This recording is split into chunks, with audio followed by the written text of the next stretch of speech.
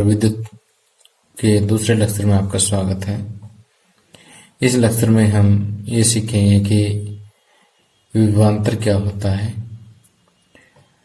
विभवांतर की इकाई क्या होती है, फिर उसकी इकाई को हम परिभाषित करेंगे। विभवांतर को किस यंत्र द्वारा मापा जाता है, उस यंत्र को इलेक्ट्रिक सर्किट में किस तरह से हम जोड़ते हैं और विभवांतर का सूत्र क्या होता है, तो ये बातें हम सीखेंगे। इसके अलावा विद्युत परिपथ आरेख क्या होता है और इसमें हम विभिन्न विद्युत के अवयवों के सिंबल्स के बारे में पढ़ेंगे। तो आइए सबसे पहले हम देखते हैं कि विद्युत विभवांतर क्या होता है, या सिंपली हम इसको विभवांतर के नाम से जानते हैं। विद्युत शब्द अगर हम ना भी बोले तो भी विभवांतर सफिशिएंट है। तो विभवांतर से पहले हम विद्युत धारा के बारे में पहले लेक्चर में पढ़ चुके हैं। विद्युत धारा, जैसे मैंने आपको बताया था, किसी चालक में से आवेशों के बहने की जो दर है, आवेशों के प्रवाह की जो दर है, उसे हम क्या कहते हैं? विद्युत धारा कहते हैं। कि जिस दर से किसी चालक में से आवेशों का प्रवाह हो रहा है, वो दर क्या कहलाती है? विद्युत धारा कहलाती है। अब देखिए, इस कंसेप्ट को समझने के लिए हमने एक बार विद्युत धारा को पानी की धारा के साथ कंपेयर किया था। मान लीजिए कि पाइप है, इसमें से ये पानी के कण वो बह रहे हैं। तो जैसे इधर आवेशों के बहने को हम विद्युत धारा कहते हैं, या पानी के कणों को बहने को हम पानी की धारा कहेंगे। अब देखिए, यहाँ पर जैसे अगर हम इस पाइप का एक सिरा ऊपर और एक नीचे रख दें, ये मान लीजिए हमारी जमीन है, और जमीन से एक की ऊंचाई थोड़ी सी ज्यादा कर दें और दूसरी की ऊंचाई कम कर दें, तो आपको पता है पानी बहना शुरू कर देता है, पानी की धारा शुरू हो जाती है। अगर हम दोनों सिरे एक ही लेवल में रखें तो नेचुरल सी बात है कि धारा नहीं बहेगी। अब देखिए, यहाँ पर थोड़ी सी सोचने वाली बात है कि यहाँ पर पानी के कणों का प्रवाह हो रहा है, लेकिन यहाँ पर पानी के कणों का प्रवाह नहीं हो रहा। इसका मतलब कि प्रवाह कब होता है? जब पानी के कणों पर कोई न कोई बाहर से कार्य कर रहा हो। अब जब पानी इसकी पाइप की जो सिरे अगर ऊपर नीचे हो, तो जो गुरुत्वाकर्षण बल है वो इस पर कार्य कर रहा है। अगर वो गुरुत्वाकर्षण बल इस पे कार्य कर रहा है तो इसका मतलब चलेंगे। और यहाँ पर क्योंकि दोनों का सिर पे गुरुत्वाकर्षण बल समान है, तो यहाँ पर पानी नहीं चल पा रहा। या फिर अगर इसमें पानी का फ्लो चाहते हैं तो बाहर से हमें कोई पानी की मोटर वगैरह कोई न कोई चीज ऐसी लगानी पड़ेगी जो इन कणों पर कार्य कर सके। ठीक है, तो इसका मतलब कि जब तक हम कोई मोटर नहीं लगाएंगे या इसके सिरों को के बीच में अगर हम अंतर नहीं देंगे, तब तक पानी के कणों का प्रवाह नहीं होगा। ठीक उसी तरह से आवेशों को बहाने के लिए भी हमें कुछ न कुछ इसके साथ ऐसी चीज लगानी होगी जो इन दोनों के बीच, दो सिरों के बीच में विभव का अंतर पैदा कर दे। उसके लिए हम क्या करते हैं कि एक बैटरी लगाते हैं, और ये वैसे बैटरी एक सेल का सिंबल होता है। तो ये बड़ा सिरा सेल का पॉजिटिव होता है और छोटा सिरा सेल का नेगेटिव होता है। अब इस सेल का नेगेटिव क्या करेगा? इलेक्ट्रॉनों को रिपेल करना शुरू कर देगा, प्रतिकर्षित करना शुरू कर देगा, धकेलना शुरू कर देगा। तो इसी तरह से जो इलेक्ट्रॉन चलेंगे किसी चालक में से, तो इलेक्ट्रॉनों के प्रवाह से क्या बनेगा? विद्युत धारा बनेगी। तो कहने का मतलब ये है कि यहाँ पर आवेशों पर काम करने वाली एजेंसी क्या है? ये सेल है।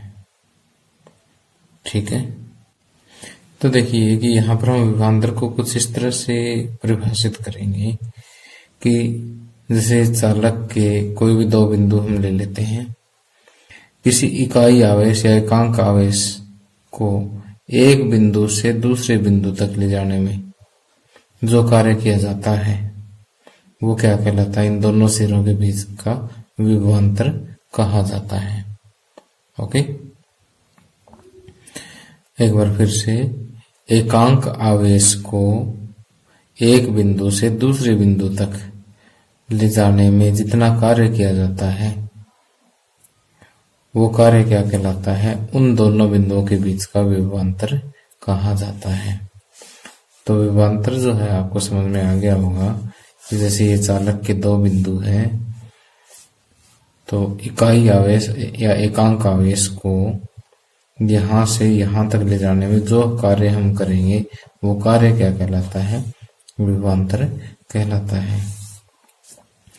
तो विभवांतर को हम अंग्रेजी के अक्षर V से डिनोट करते हैं, कैपिटल V है ये। तो विभवांतर जो है वो किसके बराबर होता है कि मान लीजिए कि एकांक आवेश, एक कूलाम आवेश तो बहुत बड़ा होता है, तो हम ये कहते हैं कि मान लीजिए क्यू आवेश यहां से यहां तक गया, ठीक, क्यू आवेश एक स्थान से दूसरे स्थान तक हम लेकर के जाते, चाहे ऐसे ले जाइए, एक ही बात है। तो क्यू आवेश को ले जाने में मान लीजिए काम W करना पड़ा, क्यू आवेश को एक स्थान से दूसरे स्थान तक ले जाने में काम कितना करना पड़ा? W, इकाई आवेश को W/Q, और इकाई आवेश को जो ले जाने में जो कार्य करना पड़ता है वो किसके बराबर होता है? विभवांतर के बराबर। तो विभवांतर का सूत्र आ जाता है किया गया कार्य बटे प्रवाहित आवेश। ओके, तो अभी तक जो मैंने पढ़ाया है उसको मैं अभी आपके सामने स्क्रीन पर दिखाता हूं। अब देखिए कि विभवांतर क्या होता है। एक मिनट ये छोड़ देते हैं। विभवांतर क्या होता है कि किसी धारावाही विद्युत परिपथ के दो बिंदुओं के बीच विद्युत विभवांतर को हम उस कार्य द्वारा परिभाषित करते हैं जो एकांक आवेश को एक बिंदु से दूसरे बिंदु तक लाने में किया जाता है। या और सिंपल भाषा लिखना चाहते हो तो किसी विद्युत परिपथ के दो बिंदुओं के बीच का विभवांतर हम इस तरह से परिभाषित कर सकते हैं कि एकांक आवेश को एक बिंदु से दूसरे बिंदु तक लाने में किया गया कार्य विद्युत दो बिंदुओं के बीच का विद्युत विभवांतर कहलाता है। अब देखिए कि दो बिंदुओं के बीच के विभवांतर V का जो सूत्र है वो किया गया कार्य बटे प्रवाहित आवेश। किया गया कार्य को हम कैपिटल W से और प्रवाहित आवेश को कैपिटल लेटर Q से डिनोट करते हैं, या V बराबर W/Q। अब विभवांतर की जो इकाई है, अस्थायी मात्रक जो है, इसका मात्रक या इकाई एक ही बात होती है। अस्थायी मात्रक है वो क्या है? वोल्ट है। अब देखिए हमारे पास क्वेश्चन ये आता है कि 1 वोल्ट को परिभाषित कीजिए। 1 वोल्ट को परिभाषित करें। अब देखिए वोल्ट क्या है? विद्युत विभवांतर की इकाई है। और अगर किसी भी राशि की इकाई परिभाषित करनी हो तो यदि हमारे पास उस इकाई का सूत्र है तो हम उस सूत्र से ही डिफाइन करेंगे। अब देखिए विभवांतर 1 वोल्ट कब होगा? जब किया गया कार्य क्या हो? 1 इकाई, यानी कार्य की इकाई क्या है? 1 जूल है, और आवेश की इकाई क्या है? 1 कूलाम है। ठीक, तो 1 जूल बटे 1 कूलाम क्या होता है? 1 वोल्ट होता है। अब इसको हम ये लिखेंगे कि किसी चालक के दो बिंदुओं के बीच विभवांतर 1 वोल्ट होगा यदि 1 कूलाम आवेश को एक बिंदु से दूसरे बिंदु तक ले जाने में 1 जूल का कार्य किया जाए। ठीक, कि दो बिंदुओं के बीच का विभवांतर हम 1 वोल्ट कह सकते हैं यदि एक बिंदु से दूसरे बिंदु तक 1 कूलाम आवेश को ले जाने में 1 जूल का कार्य किया जाए। देखिए ये हमने लिखा यहाँ पर, यदि किसी विद्युत धारावाही चालक के दो बिंदुओं के बीच 1 कूलाम आवेश को एक बिंदु से दूसरे बिंदु तक ले जाने में 1 जूल कार्य किया जाता है तो उन दोनों बिंदुओं के बीच विभवांतर 1 वोल्ट होता है। अतः 1 वोल्ट बराबर 1 जूल बटे 1 कूलाम, या जूल पर कूलाम जो है 1 वोल्ट होता है। ओके, तो ये दोनों सूत्र जो है आगे न्यूमेरिकल्स के लिए आप याद रखेंगे। वैसे सूत्र में तो एक ही है, तो आपको जूल पर कूलाम जो है 1 वोल्ट के बराबर होता है, ये भी न्यूमेरिकल्स के लिए आपने याद रखना है। अब देखिए कि विभवांतर के बारे में एक खास बात हो रहा है कि इसे जिस यंत्र से मापा जाता है उस यंत्र को हम क्या कहते हैं, वोल्ट मीटर कहते हैं। इससे पहले हमने एक विद्युत धारा को मापने के लिए यंत्र पढ़ा था, उसको हम क्या कहते हैं, एमीटर। और विभवांतर को मापने के लिए जो यंत्र है उसको हम कहते हैं वोल्ट मीटर। अब देखिए कि वोल्ट मीटर को जो है किसी भी सर्किट में, किसी भी विद्युत परिपथ में जो है पार्श्व क्रम में जोड़ा जाता है, समांतर क्रम में जोड़ा जाता है। और जो एमीटर का मैंने आपको बताया था, इसको कहां पर जोड़ा जाता है, श्रेणी क्रम में। ठीक, अब श्रेणी क्रम में या पार्श्व क्रम में देखिए कि जैसे मान लीजिए हमारे पास ये कोई भी 2 बिंदु है और यहाँ पर ये बैटरी लगी हुई है। अब अगर हमें एमीटर जोड़ना होगा तो इस तरह से सीरीज में ही जोड़ेंगे। सीरीज में या श्रेणी क्रम में क्या होता है कि अगर हम एक बिंदु से दूसरे बिंदु तक जाएं तो कोई और रास्ता नहीं बनता हमारे पास। और जैसे हमें यहाँ से धारा मापनी है, विद्युत धारा मापनी है, तो एमीटर बता देगा कितनी विद्युत धारा यहाँ से फ्लो कर रही है। जबकि वोल्ट मीटर को जो है, मान ली इन दोनों बिंदुओं के बीच में हमें विभवांतर मापना है, तो वोल्ट मीटर को इस तरह से जोड़ेंगे पार्श्व क्रम में। पार्श्व का मतलब ऐसे समांतर में। ओके, अब एमीटर और वोल्ट मीटर में एक फर्क और है कि इसका जो प्रतिरोध है वो कम है और इसका प्रतिरोध अधिक है। ठीक है, तो एग्जामिनेशन पॉइंट ऑफ व्यू से थोड़ा सा इंपॉर्टेंट है पॉइंट कि इसका प्रतिरोध कम और इसका प्रतिरोध ज्यादा है। प्रतिरोध के बारे में अभी आपको जस्ट अगले लेक्चर में बताऊंगा। ठीक है, तब तक आप याद रख लीजिए कि प्रतिरोध जो है विद्युत धारा का विरोध करने का एक गुण होता है बस।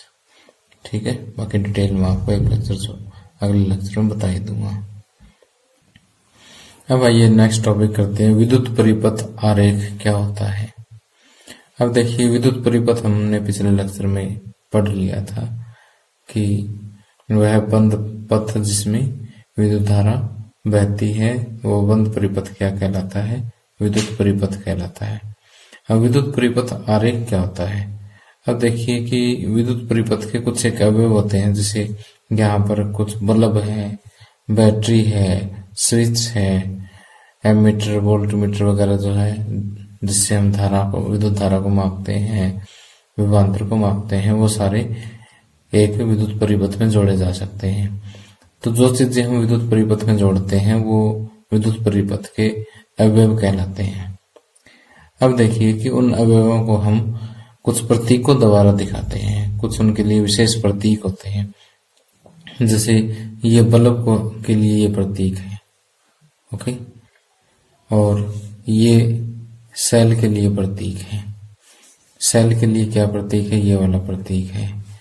और अगर कई सारे सेल इस तरह से जुड़ जाए तो ये बैटरी बन जाती है, बैटरी का प्रतीक हो गया। ठीक है, तो इसी तरह से ये स्विच का प्रतीक हो गया। तो इस तरह से एक विद्युत परिपथ के विभिन्न अवयवों को अगर हम सुविधाजनक प्रतीकों द्वारा निरूपित कर देते हैं तो ये चीज क्या कहलाती है, विद्युत परिपथ आरेख कहलाती है। तो ये चीज मैंने यहाँ पर लिख दी है कि एक ऐसा आरेख जिसमें विद्युत परिपथ के विभिन्न अवयवों को सुविधाजनक प्रतीकों द्वारा निरूपित किया जाता है, विद्युत परिपथ आरेख कहलाता है। यहाँ चित्र में हमने एक विद्युत परिपथ आरेख दिखाया है जिसमें एक सेल है, एक विद्युत बल्ब है, एक एमीटर है, एक प्लग कुंजी है, या इसको स्विच भी हम बोल सकते हैं। अब देखिए कि विद्युत परिपथ आरेख के लिए विभिन्न प्रतीक जो फिक्स हैं उनको हम चेंज नहीं कर सकते। कि देखिए जैसे विद्युत सेल है उसके लिए एक बड़ी लाइन एक छोटी लाइन, ये इसका एक प्रतीक है। बड़ी लाइन प्लस को, छोटी लाइन माइनस को रिप्रेजेंट करती है। इसी तरह से बैटरी या सेलों का संयोजन, कई सारे सेल अगर जुड़े हो तो बैटरी बन जाती है। तो सेलों का जो संयोजन है या बैटरी का ये प्रतीक है कि एक सेल हो गया, दूसरा, तीसरा, इनका संयोजन इस तरह से होता है कि पहले का नेगेटिव दूसरे का पॉजिटिव के साथ जुड़ा होता है। अब खुली प्लग कुंजी या स्विच, खुली में ऐसे बीच में कोई डॉट नहीं होता, ध्यान रखना है। और बंद प्लग कुंजी में बीच में डॉट होता है। तार संधि, जैसे एक तार ऐसे जा रहा है, दूसरा इस तरह से हमने यहाँ पर जोड़ दिया, तार संधि है। और अगर एक तार ऐसे जा रहा है, दूसरा इसको उसके साथ जुड़ा नहीं है, तो इस तरह से हम दिखा देते हैं कि बिना संधि का तार या तार क्रॉसिंग है। विद्युत बल्ब के लिए ये वाला सिंबल है, या सिंबल इस तरह से बल्ब का चित्र भी बनाया जा सकता है। इसके लिए प्रतिरोध का इस तरह से जिग-जैग लाइन जो है ये सिंबल है।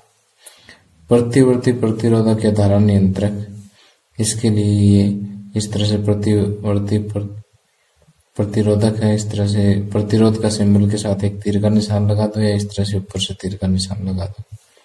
एमीटर के लिए घेरा लगा करके ए, साथ में प्लस माइनस दिखाना है। वोल्ट मीटर पे में जो है एक सर्कल लगा करके बीच में वी लिख दीजिए और प्लस माइनस भी साथ में दर्शाना है। तो ये चित्र, ये सिंबल जो आप अच्छे से याद रखेंगे। कई बार एक नंबर में सिर्फ सिंबल पर आधारित प्रश्न भी पूछ लिए जाते हैं, तो ध्यान रखें। तो प्यारे बच्चों, आज का लेक्चर यहीं समाप्त होता है। अगले लेक्चर में हम ओम का नियम और उस पर आधारित कुछ महत्वपूर्ण प्रश्न करेंगे।